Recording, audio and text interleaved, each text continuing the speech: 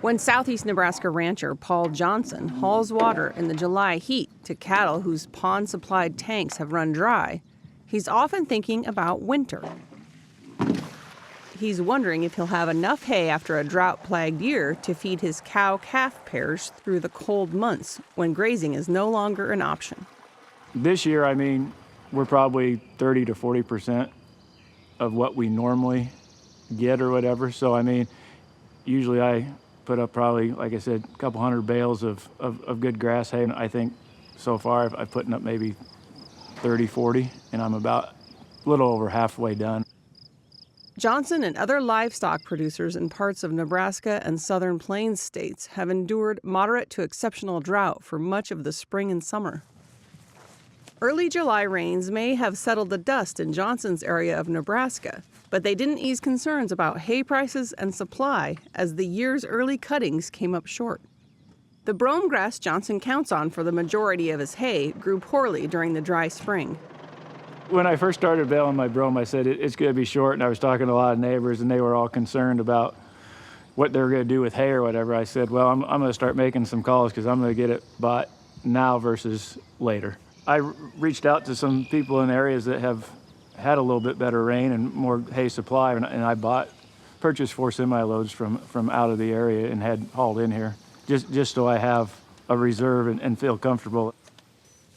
Johnson thought the $175 he paid per ton for the Missouri grass hay was fair, considering many in his local area were selling similar hay for $260 a ton. The 2022 hay crop hit record prices nationally, averaging $235 a ton, which is 40% higher than the 10-year average. Already this summer, Texas, another state battling drought, has seen prices occasionally reach $400 for high-quality alfalfa. There's people looking for hay. I think our only saving grace is that the cow herd is shrinking.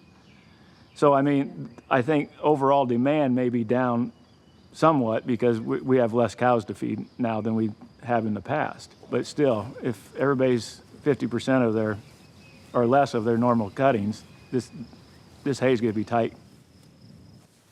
The U.S. had 95.9 million head of cattle as of July 1st, down 3% from a year earlier, and a continuation of an ongoing downward trend that began in 2019.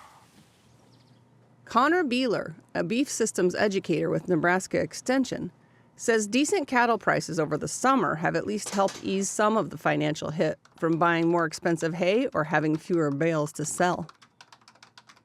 So last summer we started to see quite a bit of people getting rid of some of their cows, selling them off. If you look back at the 2012 drought and how that affected the cattle markets in 2014, we saw a drastic increase in price of cows and calves as well. We're at a pretty high end on our calves, so I think a lot of people are trying to avoid getting rid of their cows so that way they don't have to rebuild their cow herd once the conditions become good again. A lot of guys who were offsetting their hay and maybe feeding a little bit of grain, we're maybe balking at doing that a little bit this year just because the price of grain is so high. If you take it to town, it's got a little better value for you than putting it through your cows. Hay producer Josh Weems from Adel, Iowa, has regular customers outside the state, primarily in Nebraska, South Dakota, and Wisconsin, and believes he will be able to continue to supply them this year, despite some struggles. The alfalfa holds its own in the drier weather. Sometimes the later cuttings kind of fall off a little bit, but the grass has really been a struggle to produce. For people that want or need grass hay, it's been a lot less and had to charge a little more because of it. Because hay is bulky and expensive to ship, Weems says it tends to be marketed locally, but the severe drought in adjacent states has also influenced prices close to home. I look at the Facebook marketplace, and I have never seen people asking out of the field prices as high as they are this year. I've seen a lot of guys just straight up on bales like that they just made, being $185, $200 a bale. So take that times 1.25, and there's your price per ton. I haven't seen that high before. And the small square bale, holy cow, people think them things are worth gold, evidently. Increased input costs have also helped drive up hay prices. Weems says it has cost him a lot more in the last few years to produce his annual goal of 2,500 tons of hay. He's also seen a trend where owners of large cattle feedlots rely on others for their hay versus the smaller feedlots of the past that typically grew their own. Now you can have a 10,000 head dairy that doesn't farm a lick. So that hay has to come from somewhere, and I don't know that as an industry we are keeping up with that change. Having completed a second cutting of hay, Weems, who also raises cattle, won't breathe a sigh of relief until he finishes his third and possibly fourth cuttings.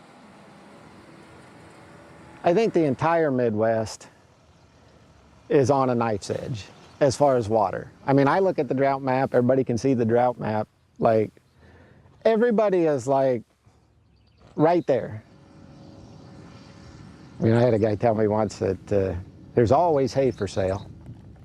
You just might not be able to afford it. For Market to Market, I'm Colleen Bradford Krantz.